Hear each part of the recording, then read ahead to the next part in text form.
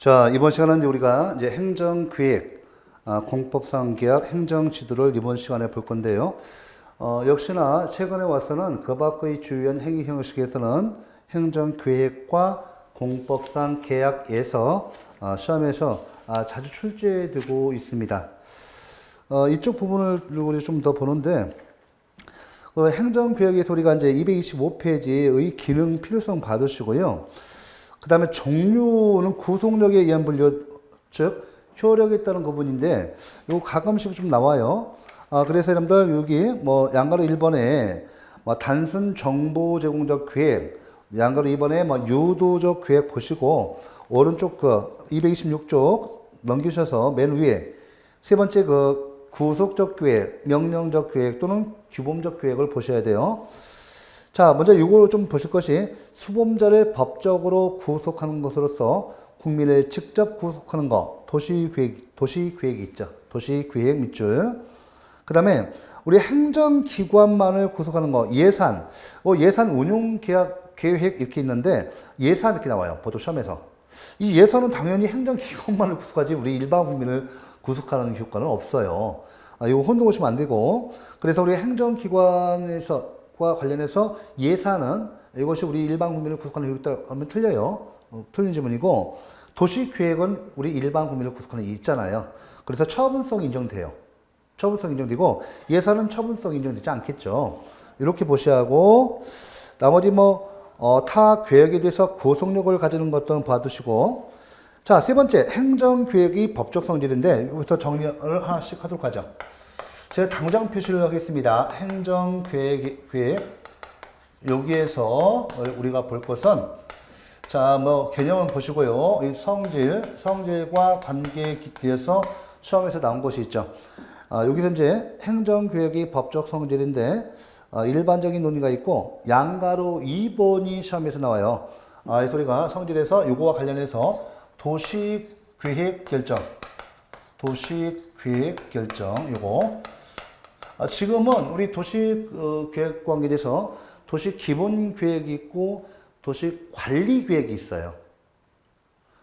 지금은 그 도시기본계획은 우리 일반 국민을 구속하는 여기 없죠. 처분성이 부정돼요. 하지만 도시관리계획은 바로 우리 국민들에게 있어 구체적으로 권리 의무에 영향을 미치니까 도시관리계획은 처분성 인정됩니다. 꼭 아셔야 돼요. 지금 이 도시계획 결정, 이것은 예전에 지금 도시기본계획과 관리계획으로 이렇게 나눠서 보고 있고, 도시계획 결정은 도시관리계획상의 결정과 그 의미를 같이 합니다. 그래서 이 도시계획 결정, 우리 판례, 우리 대법원은 이걸 갖다가 뭐라고 해요? 행정행위, 처분으로 보고 있습니다. 처분성을 긍정하고 있다. 다시 한번 쓸게요. 시험에서는 행정행위성 이렇게 합니다. 행정행위로 인정하고 있다. 요겁니다. 자, 요거 꼭 알아두셔야 하고요.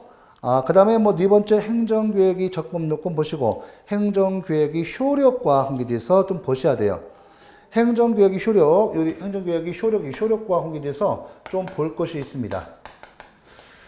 계획과 관계된 것은 여기서 이제 내용적 효력은 받으시고, 행정계획의 집중효와 인허가 의제 제도를 보셔야 돼요. 여기서 효력 중에서 제가 이제 볼 것은, 여기 행정계획이 집중효 제도하고, 인허가 의제 제도를 좀 보셔야 돼요. 최근에 와서 이 집중효 제도하고 인허가 의제 제도가 시험에서 계속 나오고 있어요. 집중효 같은 경우는 독일에서 인정되는 겁니다. 독일에서 행정계획이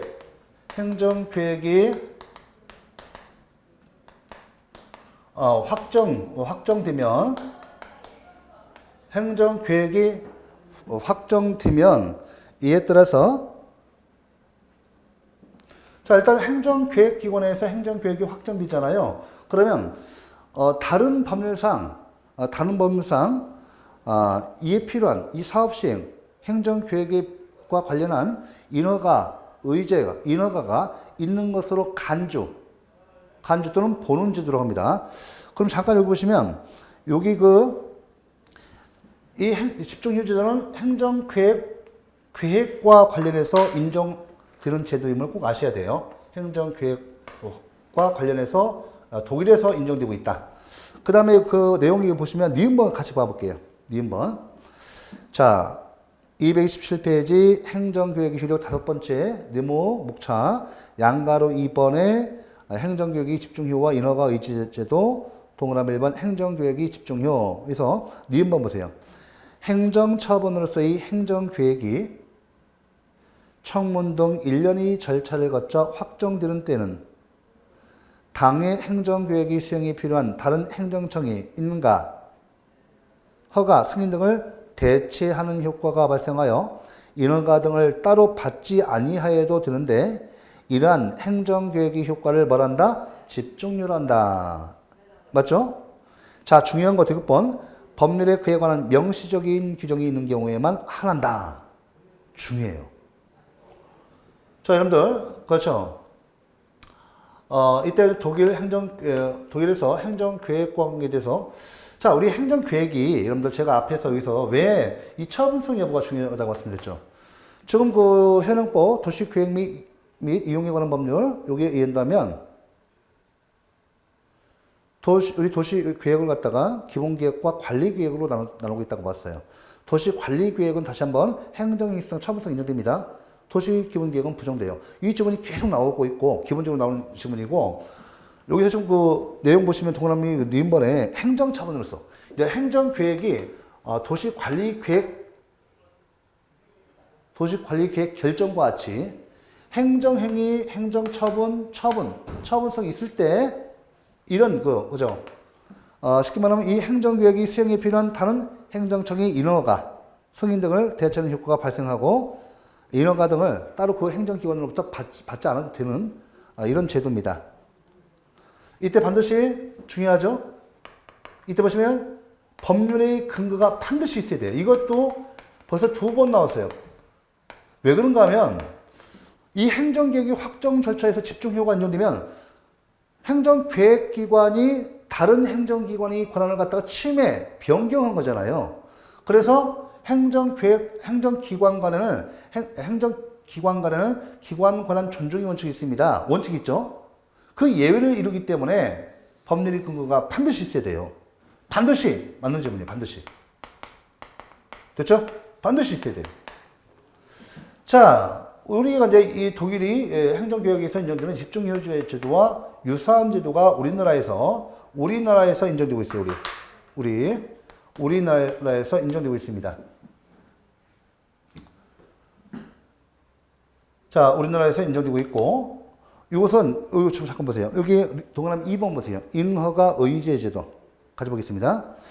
자, 독일이 행정교육이 집중효에 대응하는 것으로서 우리 실정법상 채택되어 있는 제도예요. 우리나라에서 인정되고 있습니다. 자, 2번. 근거법상이 줄인 허가, 특허 등을 받으면 그 시행에 필요한 다른 법률에 의한 인허가도 이를 받은 것으로 보는 제도입니다. 근거법상이 줄인 허가, 특허 등을 받으면 그 시행에 필요한 다른 법률에 의한 인허가도 있는 것으로 간주는 제도. 유사하죠? 그럴 수밖에 없는 게, 이게, 하나의 우리 대단히 공공택지를 개발한다 할 때, 그에 관련된 법률이 수십 개 됩니다. 일일이 우리 주진 법률에 의한 시행청이죠. 주무관청이 다른 법률상 행정기관에게 인허가를 받도록 해버리면 이 사업을 시행할 수가 없어요. 50개 법률에 따른 행정기관에 일일이 가서 다 도장받아야죠. 허가받아야죠. 많은 시간과 비용이 걸리다 보니까 공공사업 등을 신속하게 시행하기 위해서 이렇게 제도를 마련했습니다. 우리나라에서 인정되는 거고, 이것도 마찬가지로 여기서 중요한 것은 반드시 뭐가 있어야 돼요? 법률이 근거가 필요합니다. 법률이 근거를 유한다. 이거 잘 나오고, 그 다음에 이제 여기서 법률이 근거 잘 유한다. 이거 나오고, 그 다음에 중요한 것은 절차적 집중효설, 이것이 집중효입니다. 집중효설이 통설 판례예요. 이게 무슨 말인가 하면, 실체적 집중 요소도 있는데 현재 통설 판례가 절체적 집중 요소래요. 그러니까 이게 무슨 말이냐면 우리죠 근거법에 대해서 주무관청이 그죠? 주된 근거법에 의해서 주무관청이 어떤 허가 특허를 하게 되면 다른 법률상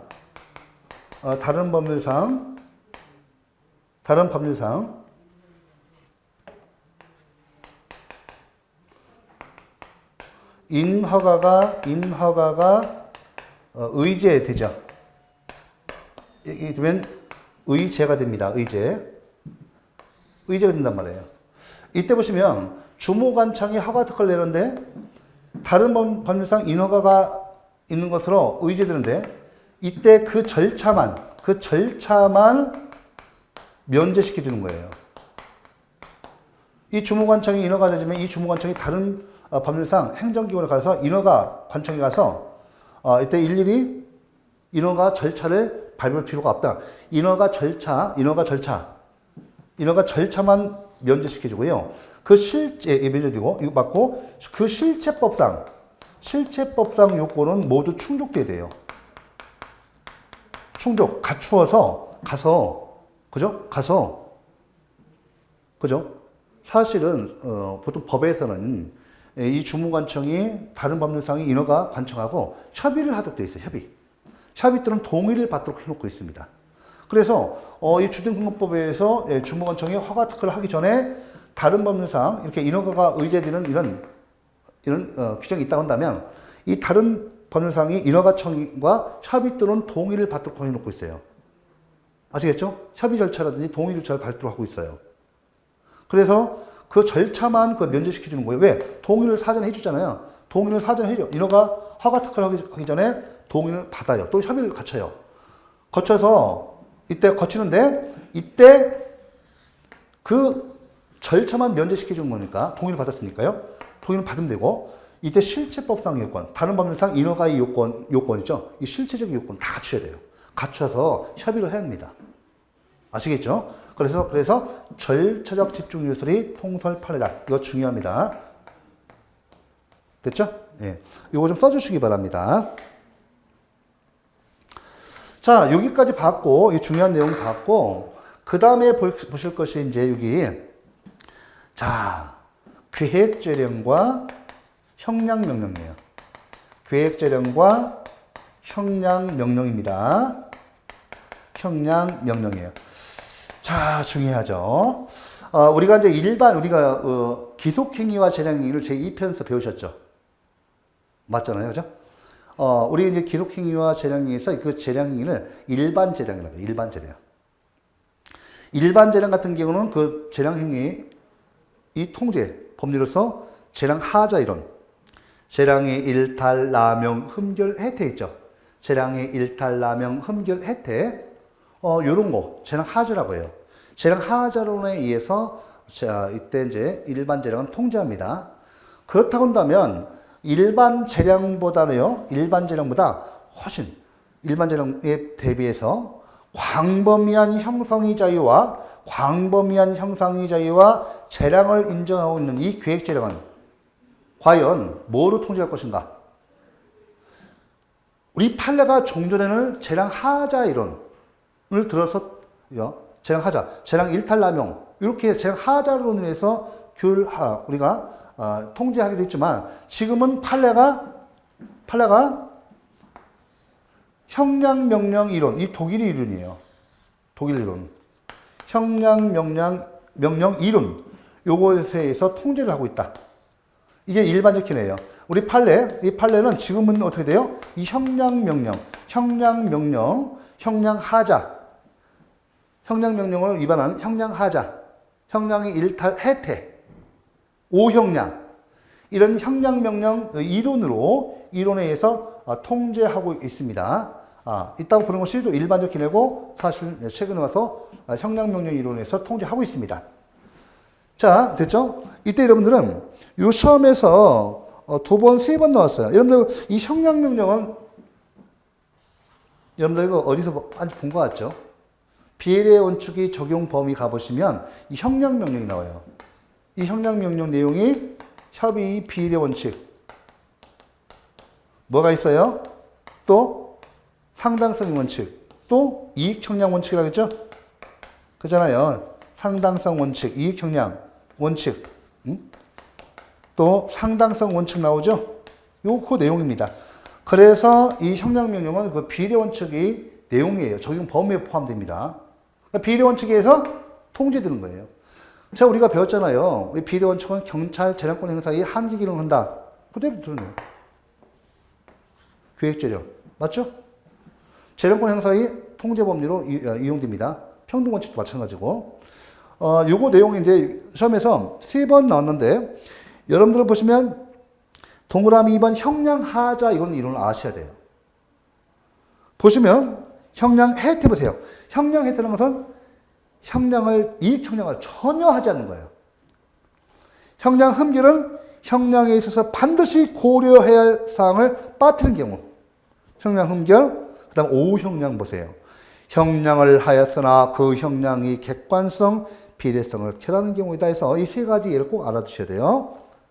형량 배분 세 개. 요거 용어잖아요. 이걸 내용을 연결해서 내는 문제인데, 예를 들어 오형량 내용을 형량 흠결이라고 한다든지 형량 해태라고 하면 틀려요. 그러니까 형량 해태를 아예 안 넣는 거고, 형량 흠결은 형량에 있어서 반드시 고려할 사항을 빠뜨린 경우. 그 다음에 오형량은 형량을 하였지만 그 형량의 객관성, 비례성을 등을 계란 경우. 이렇게 해서 요 내용 다 알아주셔야 돼요. 인정 여부, 학설 긍정, 판례죠. 판례는 행정교육이 이법성 판단에 있어 형량 명령 원리를 받아들이고 있다고 보는 것이 일반적이다. 이거 잘 나오죠? 요거까지 해주셔야 돼요. 해주시고, 사실 행정법이 처음에만 어렵지. 처음 하시는 분 좀 어려우실 거예요. 하지만 어렵잖아요. 이 정도 노력 안 하시고, 공무원시험 안 됩니다. 이 정도 노력 안 하시고 공무원시험 들 수 있다면 이 공무원시험 볼 필요 없는 거예요. 사실은 비용 계산할 때, 여러분들 비용, 소득 산정할 때 이 진입 장벽을 고려합니다. 여러분들 운전면허는 물론 운전에 종사하는 자나 분 이외에는 별로 가치가 없어. 가치 있죠. 운전하는데. 근데 직업적인 가치가 크지 않아요. 그렇잖아요. 운전 전문으로 하시는 분 이외에는 그렇지 않습니다. 그죠? 공인중개사, 예를 들어 공인중개사 자격증하고요. 간병사 자격증하고 병사 자격증은 틀리지 않습니까? 진입장비 때문에요. 그래서 보수도 투입 비용 대비해서 높게 산정해 주는 거예요. 그래서 여러분들 공무원 시험에서 이 정도는 해주셔야 한다. 힘내시고, 여러분들 그런 우스갯소리가 있죠. 부부가 공무원이면, 우수중소기업 사장보다 낫다는 거예요. 네, 낫습니다. 진짜 낫습니다. 둘이 하면 거의 6, 7천, 1억 나올 텐데요. 낫지. 잘릴 염도 없고, 일도 많지 않고, 어렵지도 않고. 제가 너무 이렇게 쉽게 보는 건 아니지만, 물론 공무원 나름대로 가면 또 직업가면 어려운 점이 있습니다만, 상대적으로 이렇게 일이 어렵지 않다고 봐요.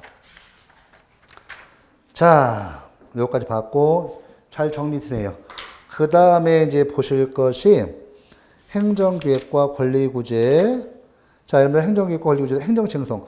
행정계획이 처분성이 인정되면, 꼭 아셔야 이 질문 잘 나와요. 행정계획이 도시계획 관리처분, 도시계획 관리계획과 같이 처분성, 행정에서 인정되면 당연히 행정절차법상 처분 절차 있죠? 처분 절차의 규정이 정됩니다. 행정절차법에 따라서 해야 돼요. 처분성 인정되면. 그 다음에 손해배상, 손실배상 다 인정돼요. 인정됩니다. 보고, 계획부장청구권 8번. 자, 230페이지 보셔야 돼요. 자, 여러분들, 여기 보시면, 요거는 무슨 내용이냐면, 요것도 되게 중요해요. 이거 계획부장 청구권이죠? 중요합니다. 왜 중요한가 하면, 여러분들, 우리 실내보호 원칙, 계획부장 청구권이죠? 실내보호 원칙 적용 범위에 있는 그 예에 해당돼야 한대요. 되죠. 계획부장 청구권도 실내보호 원칙이 적용 사례가 적용되는 경우 예입니다. 하지만, 여러분들 꼭 기억하세요. 이 계획보장 청구는 제가 보세요. 원칙적으로 인정돼야 안 돼요. 원칙적으로 인정 안 돼요. 부정. 무슨 말이에요? 신뢰보호 원칙 인정하지 않습니다. 신뢰보호 원칙 제한되는 경우예요. 제한. 적용, 제한되고, 제한되고, 적용 안 돼요. 왜요? 이유가 있어요. 행정계획 같은 경우는, 예를 들어 도시계획이잖아요. 예를 들면, 행정계획 법규범위 처음부터 그 가변성을 인정하고 있어요. 행정계획기본에게 처음부터 그 가변성을 인정할 수밖에 없어요. 도시 한번 거듭났잖아요. 자, 10년, 20년, 30년 갑니다. 예, 도심이 쇠퇴하죠. 구도심이 되고. 구도심이 있으면 어때요? 새로운 도심을 또 개발해야 돼요. 도시가 계속 성장한 것이 아니라 성장 쇠퇴를 반복합니다. 그래서 도시계획을 변경할 수밖에 없어요. 이제 그죠? 구도심 있으면 사람이 왔다 갔다 안 해요. 그럼 어떻게 돼요? 이거 재개발해야 돼요. 재개발하고 다시 새로운 도시 만들어주고. 먼저 이 구도심을 재개발하기 전에 새로운 도심을 만들어줘요. 신도시 만들어주고. 신도시 만들어주면 사람 다 그걸 몰려가죠. 그럼 구도심 다시 개발합니다. 그죠?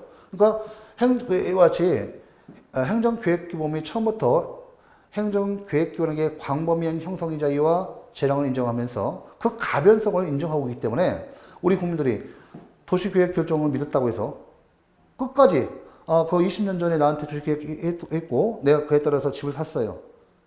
나는 내 집 끝까지 죽을 때까지 쓰겠습니다. 안 됩니다. 그 신뢰보호 인정 안 돼요. 제한 또는 정리되지 않습니다. 그래서 행정계획보장청구는 원칙적으로 인정 안 돼요. 인정된다면 거의 틀린 지번이에요. 하지만 예외적으로 긍정된 게 있어요. 이거 많잖아요. 한 2개 정도 있어요. 1개 꼭 암기하셔야 돼요. 지금 바로 이제 교재 보겠습니다.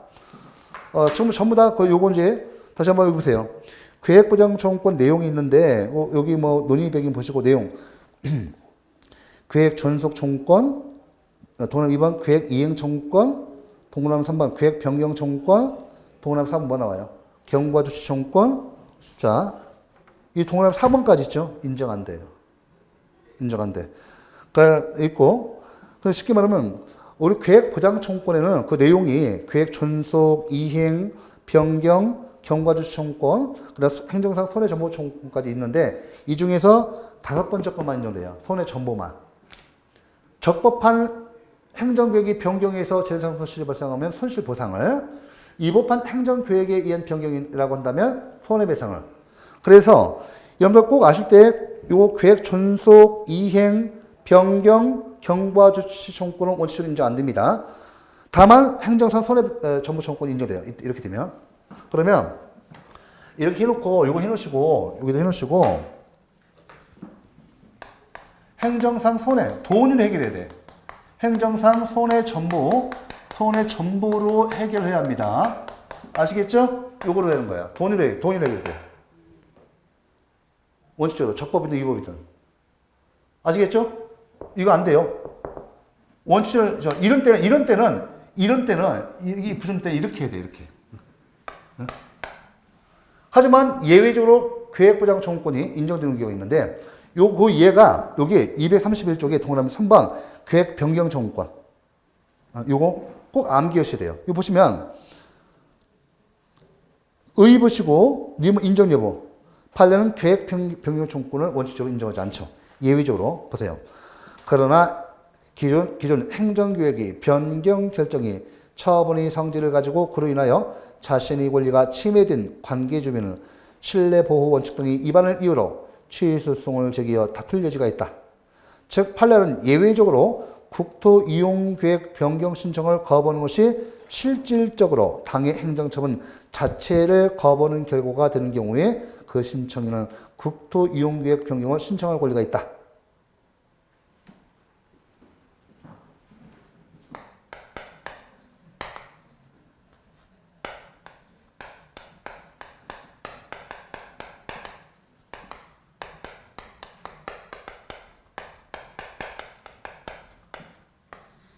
이거 꼭 암기하셔야 돼요. 이거 한 개 인정돼요.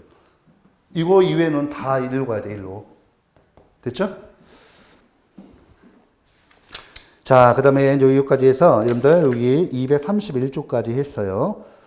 보시고요. 여기 2016년도 기출문제 나오잖아요. 동남 2번 봐보세요. 이렇게. 요거. 보시고. 자, 이어서 여러분 공법상 계약을 보도록 하겠습니다.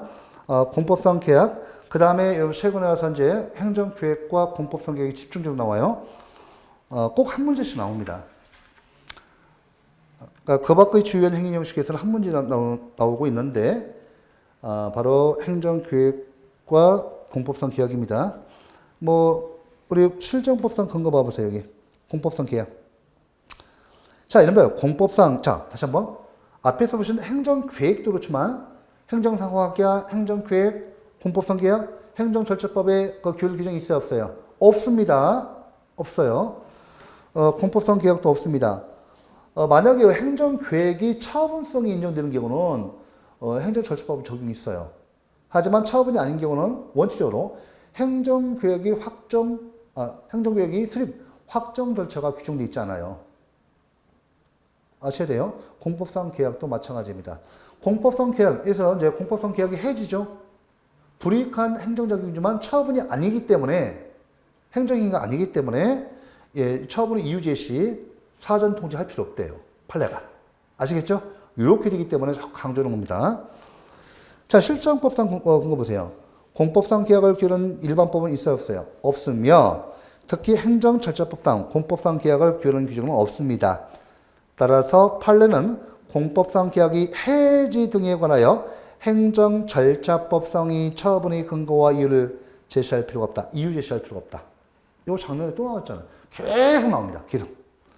그래서 우리가 나오는 것만 나오기 때문에 해서 실정법상 근거 별표 3개. 또 요 정리를 하셔야겠죠? 정리를 하셔야 합니다. 저하고. 좀 시험 나올게요. 이게 좀 있어요. 공법상 계약은 어렵지는 않아요. 어렵지는 않아서 몇 가지만 정리하시면 행정개혁과 똑같아요. 이 정도만 정리하셔도 틀릴 게 하나도 없습니다. 틀리시면 안 되겠죠. 행정법은 이제 기본적으로 예의상 90점 나옵니다.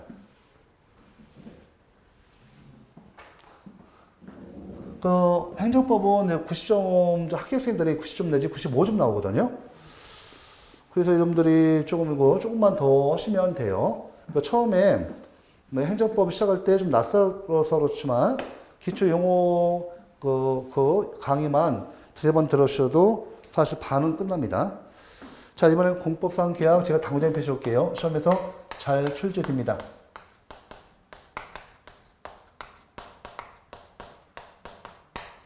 공법상 계약이죠. 자, 여기서 다른 거 필요 없고 여기 이제 근거 볼게요. 자, 우리 행정절차법상 근거, 행정절차법 여기에 규율 규정이 있어 없어요? 규율 하잖아요. 그죠? 다른 말로 이렇게 해요. 일반법적 규정 없다. 규정 없다. 이 뜻이 바로 요겁니다. 요겁니다. 실정법상 그거 잘 나와요. 그래서 이와 관련돼서 중요한 것이 뭐냐면 공법상 계약이 해지죠. 공법상 계약의 해지. 이건 불이익한 행정작용인데 여기에 행정절차법상 요거들은 처분의 이유 제시 규정 적용이 있다 없다. 여기 없다는 거예요. 행정절차법에 그 규정이 없어서 없기 때문에 처분의 이유 제시를 할 필요 없다. 또 사전 통지는요. 처분의 이유 제시도 사전 통지도 할 필요 없다. 불이익 처분 절차에 적용되는 이런 처분의 이유 제시나 사전 통지할 필요 없다는 거예요. 꼭 기억하셔야 돼요. 자, 됐고요. 그 다음에 여기서 타 계정과의 구별해서 시험 나올 거. 여러분들, 사법상 계약과의 구별해서 요거 니은번 배분 3개입니다. 판례는 고공안내원이 채용계약을 사법상 계약으로 봅니다. 공법상 계약이 아니라고 봐요. 이게 다투면 민사소송으로 가야 돼요. 공법상 계약에 관한 법적 분쟁은 뭐로 가야죠? 공법상 계약에 관한 법적 분쟁은 뭐로 가야죠? 여러분들? 어, 그렇죠. 우리 행정소송 중 당사자 소송으로 가야 돼요. 그러니까 행정소송으로 가야 합니다. 행정소송 중 당사자 소송으로 가야 합니다. 그러니까 공법상의 권리 의무의 발생 변경 소멸에 대한 이런 거잖아요. 이 법적 분쟁은 어디로 가는가 하면 행정소송 중 당사자 소송이 대상이 됩니다. 그래서 여기 잘 나오는 게 이 판례상 여기 고공안내원의 채용계약은 사법상 계약으로 보기 때문에 민사소송에 의해서 그 법적 분쟁을 해결합니다. 요거 하나 잘 나오고 또 하나 판례가 다우설과 달리 사법상 계약을 보는 게 있어요. 여러분들 혹시 공익사업을 위한 토지동의 취득 및 보상에 관한 법률, 지금은 이거 약칭을 변경했어요. 예전에는 공토법으로만 봤는데 지금은 토지보상법이라고 합니다. 지금 토지보상법이라고 해요. 토지보상법상 사업시행자와 토지 소유자 간 및 관계인 간의 이런 다툼에 대해서는 판례가 사법상 계약으로 봐요. 이거 좀 뒤에 또 나옵니다. 사법상 계약으로 보니까 뭐로 본다? 민사소송으로 가야 돼요. 이거 잘 나오니까 꼭 기억하셔야 돼요. 이거 확인하겠습니다. 그 다음에 나머지 행정행위의 구별, 여기, 그 다음 공법상 합동행위의 구별. 여러분들 공법상 합동행위의 구별 있죠? 여기 니은번에 시군조합이 설립, 각종 조합이 설립행위. 이거 공법상 합동행위예요. 짝씩 잘 나옵니다. 자, 4번 행정계약과 구별인데, 이 혹시 행정계약하면 프랑스에서는 공법상 계약 및 사법상 계약의 상위 개념, 그러니까 공법상 계약과 사법상 계약을 포괄하는 상위 개념으로 행정계약이라는 용어가 인정됩니다. 우리나라 특히 공법상 계약은 독일에서 인정되고 우리나라도 공법상 계약을 인정합니다. 그래서 행정계약을 않고 보통 공법상 계약이라고 해요. 양걸 한번 공법상 계약의 유형 받으시고 오른쪽에 공법상 계약의 성립 가능성과 자율성 봐보세요. 성립 가능성 여기 동그라미 1번 있죠? 보시면 여러분들 그 근거 법률이 행정기관에게 행정행위 또는 처분에 의할 것을 강제하고 있지 아니하는 한 공법상 계약에 의한 행정작용도 허용됩니다. 아시겠죠? 예, 좋습니다. 그 다음에 여러분들 여쭤볼게요. 공법상 계약은 권력적 행정작용입니까? 비권력적 행정작용입니까? 요거 관련돼서. 비권력적 행정작용이에요. 공법상 계약이잖아요. 행정주체가 우리 국민들에게 강요할 수 없어요. 공법상 계약은 비권력적 행정작용입니다. 그러면 여쭤볼게요.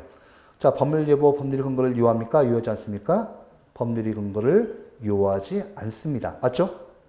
그래서 여기 이와 같이 성립 가능성에서 보시면 근거 법률이 행정행위 내지 처분에 의할 것을 강제하고 있지 아니하는 한 이때 공법상 계약도 가능해요. 아시겠죠? 꼭 처분에 의해서 할 것을 강제하고 있지 않는 한 행정 목적 달성을 위해서 공법상 계약에 의해서도 가능하다. 자, 이렇게 됐고, 요시 이제 그 성립 가능성 동그라미 1번하고 양가로 2번 자율성이 동그라미 1번이 나와 있어요. 됐죠? 네, 오늘날, 자, 자율성에서 동그라미 1번, 오늘날 법률이 근거 없이도 가능하다는 것이, 가능하다는 긍정설의 통설 판례입니다. 됐죠? 그래서 요거 좀 정리해 볼게요. 네, 요거 관련해서, 비권력적 행정작용이에요. 이러지 말고 성질을 이렇게 할게요. 성질을 통해서 정리할게요. 성질로 보면 공법상 계약은 어때요? 비권력적 행정행위.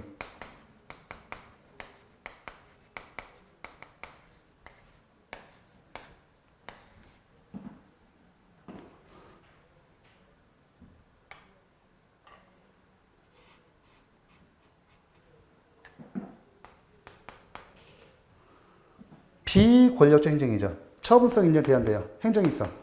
처분성 없어요. 행정이성 없단 말이에요. 이거는 그래서 법률이 근거를 요하지 않습니다. 요하지 않아요. 맞죠? 예. 이거 꼭 기억하셔야 돼요. 자업성 없어요.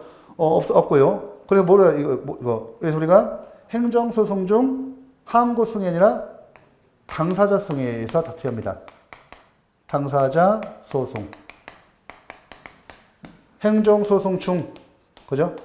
항고승이 아니라 당사자승으로 가야 돼요. 요거까지 해놓으셔야 돼요. 성질 해놓으시고, 공법상 계약의 종류 다시 한번 보세요. 여기 당사자를 기준으로 한 분류에서 행정주체상호간의 공법상 계약이 있죠. 이거 암기 되시죠, 암기. 여기 보세요. 그 다음에 요거 행정주체와 사인 간의 공법상 계약이 있죠. 암기. 이게 해병대 지원 입대. 그 다음에 요 계약직 공무원이 채용 계약 나오죠, 이거. 잘 나와요. 그 다음에 영주물 이용 관계의 설정. 요 계약직 공무원이 채용 계약, 공법상 계약이에요. 그럼 그 해지는요? 해지도 공법상 계약의 해지죠. 꼭 기억하셔야 합니다. 그 다음에 통상 3번 별표 3개. 별표 3개입니다. 사인 상호간의 공법상 계약이죠.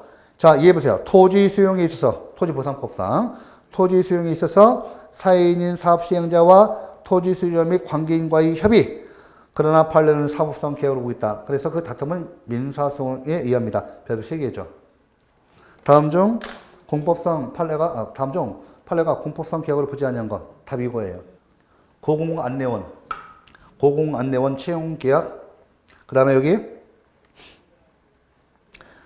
토지 소유자와 사업 시행자 간의 협의.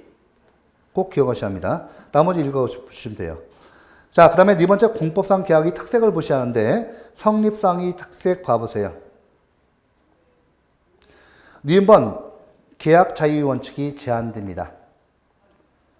특히 계약 내용의 결정에 있어 보다 많은 법규의 규제를 받습니다. 즉 계약 내용이 획일 정형화되어 부합 계약이 대부분이거나 체결이 강제됩니다. 밑줄. 여러분들 왜 계약 자유 원칙이 제한될까요? 자, 여러분들 한전 있어요. 한전, 전기. 우리 전기 쓰려면 한전하고 계약 맺으셔야죠. 도시가스, 그죠? 도시가스 공사와 계약을 체결해야죠. 이거 계약 자유 원칙이 제한되죠. 맞죠? 우리가 신청하면 다 해줍니다. 돈만 내면. 맞죠? 신청하면 다 무조건 강제적으로 체결돼요. 그 다음에 또 부합계약이라는 것은 뭐냐면 부합계약이에요. 부동의 문자로 다 계약을 해놓고요. 정형화 시켰어요. 그래서 사인만 하는 거예요, 밑에다가. 맞죠? 전기 쓸 때, 도시가스 쓸 때 다 사인만 합니다. 예. 그래서 부합계약성이 강하다. 이거 잘 나오고, 효력성이 특색이 잘 나와요. 비권력성. 다시 한번. 공법성 계약은 비권력적 행정작용이에요.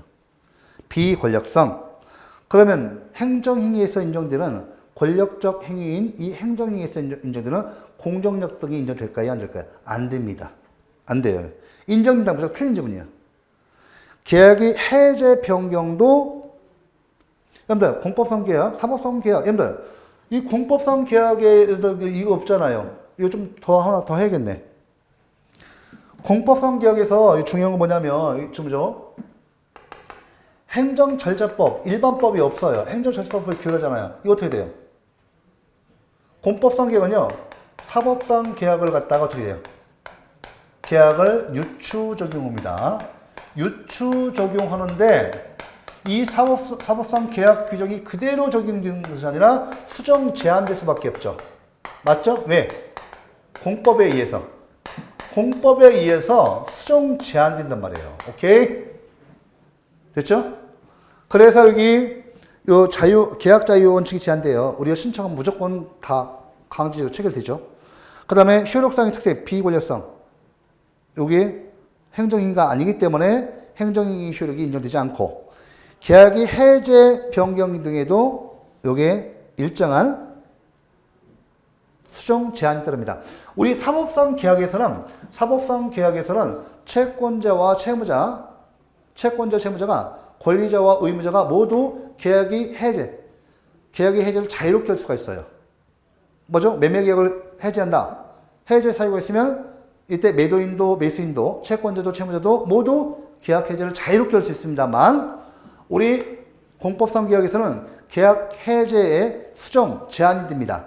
특징으로서 여러분들 행정 주체는요. 행정 주체는 여기 나오면 네.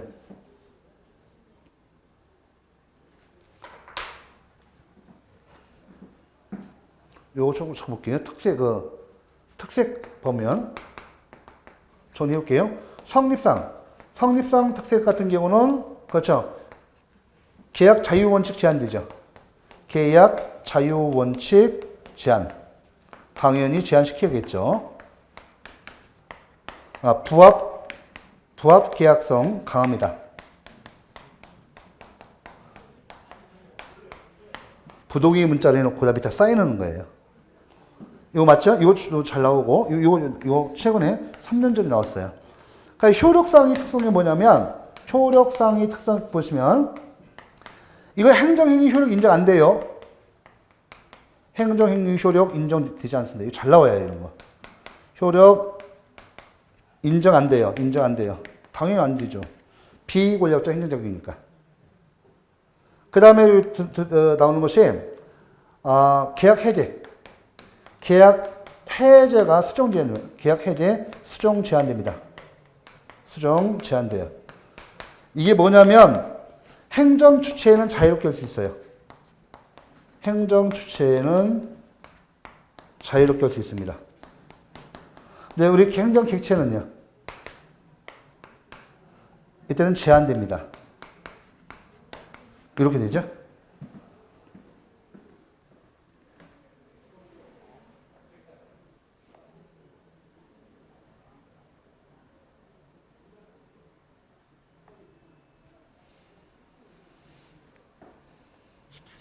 됐죠? 요거까지 해놓으셔야 돼요. 꼼꼼히. 그 다음에 계약의 하자 또 중요한 거 나왔네. 네, 디귿번 보시면, 요거 하나 더 볼게요. 계약의 하자죠? 계약의 하자인데, 요것도 중요해요. 왜 그런가 하면, 보세요. 여러분들 공법상 계약은 공정력이 인정돼야 한대요. 요거 공정력 인정되지 않죠? 공정력 인정 안 돼요. 없어요. 그래서 계약에 하자가 있으면 무효예요, 무효. 하자가 없으면요. 유효, 무효밖에 없어요. 이거 꼭 기억하셔야 돼요, 이거. 공정력 인정 안 돼요. 하자가 있으면 무효예요. 무효인 것이지, 취소가 없어요. 이거 취소 아니에요. 이게 맞아요. 취소 안 돼요. 취소 없어요. 왜? 공정력 인정되지 않으니까. 이거 잘 나오고, 그 다음에 이제, 권리 의무의 이전 대행의 금지 제한. 지원 입대의 경우 대리 입대 금지. 이거 진짜로 해병대에 자기 형이 해병대에 입영영장 나왔어요. 형이 어떤 사유로 인해서 해병대에 갔다가 못 가게 됐어요. 형이 해병대 지원을 이렇게 했는데, 신청했는데, 이거 공법상 계약이죠? 그런데 형이 무슨 이유 때문인지 안 가고 동생이 대신 간 겁니다. 동생이 딱 입소해가지고 훈련을 갔다가 3개월 받다가 그냥 나왔어요. 휴가 나와서 안 들어갔어. 난리 났죠. 봤더니 형 대신에 동생이 간 거죠. 이 공법상 계약, 그죠? 이 동생에 대해서 무효입니다. 이때 해병대 지원은 공법상 계약이죠. 그래서 이제 공법상 계약에 해제시키고, 그 형은 군대 가야 돼요. 일반 병으로. 아니, 해병대 자기가 가든지. 그죠? 예. 동생도 이제 해병대 안 갔으니 끝난 거고, 일반 병으로 입대해야 합니다. 물론 해병대 일반 병이에요. 장기로 가는 건 이제 별개 문제고요. 자, 절차법적 특색을 좀 볼게요. 쟁송 형태 다시 한번. 여러분들, 쟁송 형태 중요합니다. 뭐예요? 행정소송으로서 공법상 당사자성으로 가야죠. 자, 판례의 태도 봐보세요. 이거 중요한데. 여기도 지금 중요해요. 이거 중요합니다. 공법상 계약에 의한 의무의 불이행으로 인한 손해배상 청구 및 공법상 계약의 체결상, 집행상의 불법행위로 인한 손해배상 청구는 소송실무상 민사성으로 처리하고 있고요. 공법상 계약에 관한 의무의 확인 관련 분쟁에 대해서는 소송실무상 당사자성으로 가고 있습니다. 그래서 판례가 공법상 계약에 관한 분쟁을 당사자성으로 처리한 예에 의해 동그라미 1, 2, 3, 4 2번 공정보건의사 3번 서울특별시 시립단원 광주 광역시 시립단원이 제2위치 거부 등에 관한 판례 다 당사자성으로 인정했고요. 됐죠? 특히 1번 그도 잘 보셔야 돼요. 지방 전문직 공무원 채용 계약 이것도 마찬가지입니다. 총 5가지 꼭 암기를 하셔야 돼요. 엄청 잘 나옵니다. 그 다음에 자력 집행력 여부인데요. 예를 들어 공법상 계약은 예를 들어 줄게요. 이 자력 집행력은 행정행위 효력이죠. 맞죠? 그 행정행위 효력으로서 자력 집행력은 이렇게 공법상 계약에 원칙적으로 인정됩니까? 원칙적으로 인정 안 됩니다. 맞죠? 이건 행정행위 효력에서 행정행위에 인정되는 효력입니다. 그래서 원칙적으로 공법상 계약에는 자력 집행력이 인정되지 않습니다만 예외적으로 법률에 근거가 있는 경우는 인정될 수 있습니다. 요거 다시 한번 나와요. 요거까지만 해놓으시고요. 일단 여기 절차법칙 배분 3개입니다. 꼭 해놓으셔야 돼요, 이거. 공법상 합동행위는 여러분들 여기 236조 예를 좀 알아두세요. 합동행위, 합성행위. 그 다음에 행정상의 사실행위 쪽 여러분 시간 내서 보시고요. 행정상의 사실행위는 이 2가지만 간단히 설명드릴게요. 행정상의 사실행위는 권력적 사실행위와 비권력적 사실행위가 그 의미가 있어요. 권력적 사실행위 같은 경우는 법률이 유보가 필요하고 법률 근거 필요하고 처분성이 인정됩니다. 그래서 행정성, 항고성이 대상이 돼요.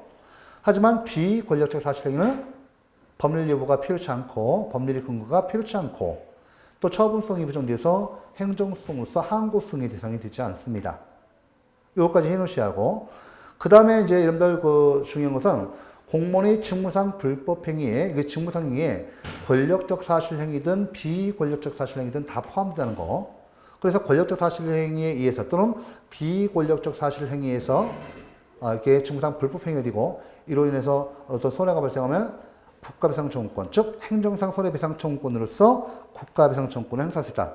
중요합니다. 꼭 해놓으시고 그 다음에 여러분들 혹시라도 요걸 좀 앞에서 다 했던 거예요. 사실은 사실 기억을 상기해 보겠습니다. 여러분들 이거 어때요? 저기 권력적 사실행위죠. 이 권력적 사실행위인데 이것을 행정행위로 보는 학설이 있고 행정행위로 보지 않는 학설이 있어요. 행정행위로 보는 학설은 합성적 행정행위로 봅니다. 행정행위로 보는 그 학설은 합성적 행정행위설인데 이때 권력적 사실행위죠. 이 권력적 사실행위는 2가지 부분으로 이루어졌다는 겁니다. 사실행위 플러스 수인하명. 사실행위 플러스 수인하명이 결합돼서 수인하명은 뭐예요? 행정행위지 않습니까? 그래서 합성적 행정행위로 봐서 행정행위로 인정할 수 있다고 봐요. 이에 대해서 아니다. 이 권력적 사실행위는 사실행위에 불과하다. 그래서 행정행위의 개념에 포함되지 않고 이때 우리 그 행정쟁송법상 처분 개념에는 포함되는데 행정쟁송법상 처분 개념에는 포함되지만 강학상 행정행위 개념에는 포함되지 않는다. 이렇게 보는 학설이 있어요. 앞에서 합성적 행정에서는 권력적 사실행위도 행정행위 개념, 강학상 행정행위 개념에 포함된다라고 봐요. 아시겠죠? 이런 학설에서 2번씩 나왔기 때문에 앞에 정리했고 꼭 기억하셔야 돼요. 그래서 합성적 행정의 측면에서 시험 낸 적도 있고 이 강학상 행정행위에 포함되지 않고 정수법상 처분 개념에만 포함된다는 학설이 있어요. 합성적 행정에서는 이것은 당연히 처분 개념에도 포함하고 행정의 개념에도 포함되는 거죠. 이렇게 좀 정리를 해 놓으시고 자 여기까지 보시면 되겠고요. 행정지도를 보시는데 행정지도 이거 행정지도는 앞에서 우리가 좀 뒤에서 별도로 또 봐요. 행정절차법에 규정되어 있기 때문에 또 볼 거고 여기에서는 행정지도는 이것만 정리하고 가겠습니다.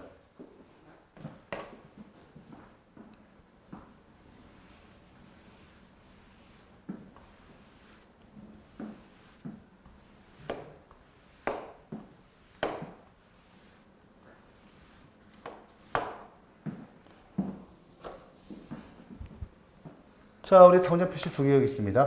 행정지도가 이제 그래도 잘 나오는 파트예요.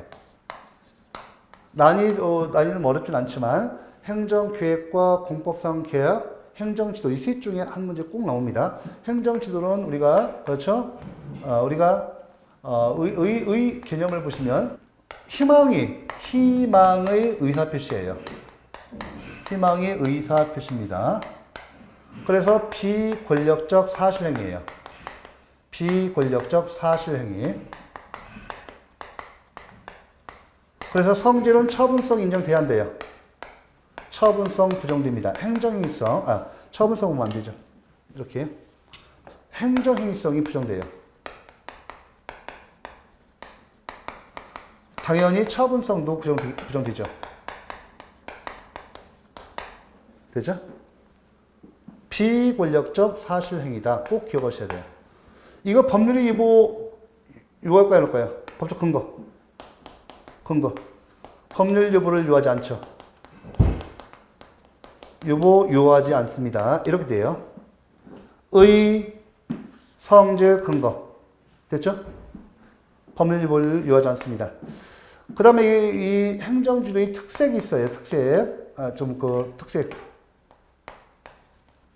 사실 문제점을 보죠. 문제점. 자, 문제점은 이제 여러 가지가 있었는데 가장 중요한 것은 권리 구제 수단이 마련되어 있지 않다. 마련되어 있다면 틀린 지문이에요. 마련되어 있지 않습니다. 이거 중요합니다.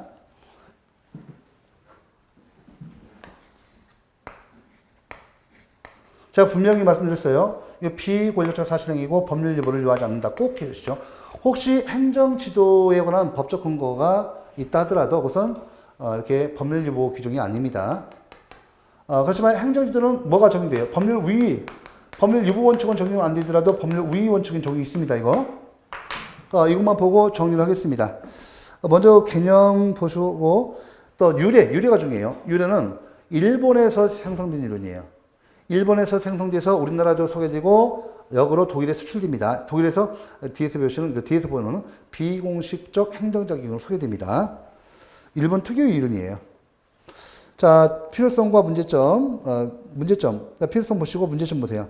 법치주의 공동화, 사실상의 강제성, 한계의 불명확성. 4번 행정구제수단의 불완전성. 별표 3개입니다. 이거 봐보세요. 이거 행정지도는 비권력적 사실행위로 처분성이 부정돼서 행정쟁송을 제기할 수 없고 또한 손해배상 청구에서도 인과관계를 인정함에 있어 어려움이 큽니다. 그래서 사실상 그 구제수단이 불완전하고 마련되어 있지 않다는 거 문제점이 있죠. 그 다음 나머지 행정지도의 법적 근거와 한계 보시고 이때 행정절차법에 의한 한계에서 요거 봐보세요. 241쪽에 행정절차법에 의한 한계의 하단에 행정지도의 원칙 과잉금지 원칙, 임의성 원칙, 그지? 불이익조치 원칙이죠. 과잉금지 원칙은 비례 원칙이죠. 제가 앞에서도 말씀드렸지만, 이거 과잉금지 원칙, 비례 원칙이 행정절차법의 전체 원칙으로 규정된 것이 아니라 행정지도의 원칙으로 규정됐다는 거 2번 시험 나왔어요. 그래서 이거 꼭 해놓으셔야 하고, 행정지도의 방식 받으시고, 또 그 다음에 다수인을 대상으로 하는 행정지도 공표 나오죠. 이거 좀 보시고요. 그 다음에 7번 행정지도와 권리구제에서 행정쟁송 인정 안 돼요. 구제 안 됩니다.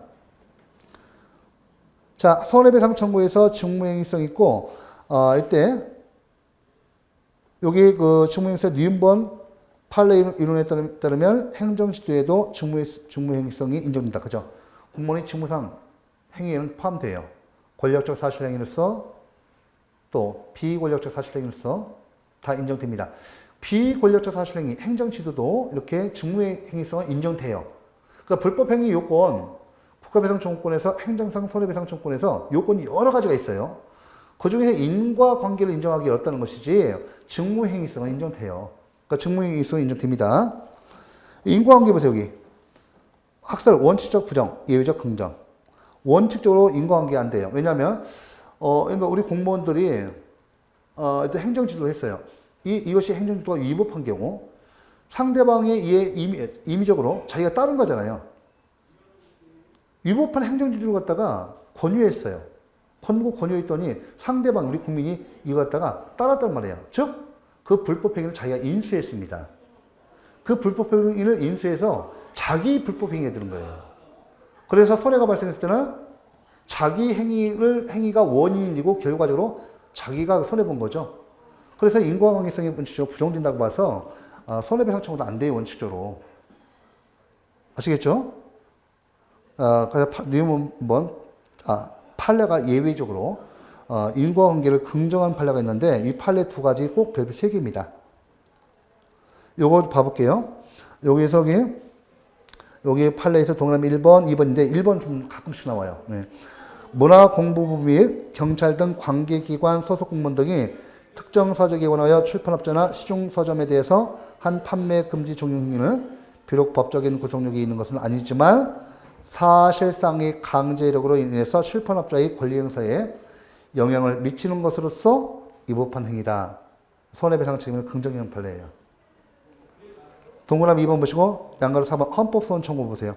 이것도 좀 잘 나옵니다. 잘 나온 지문이에요.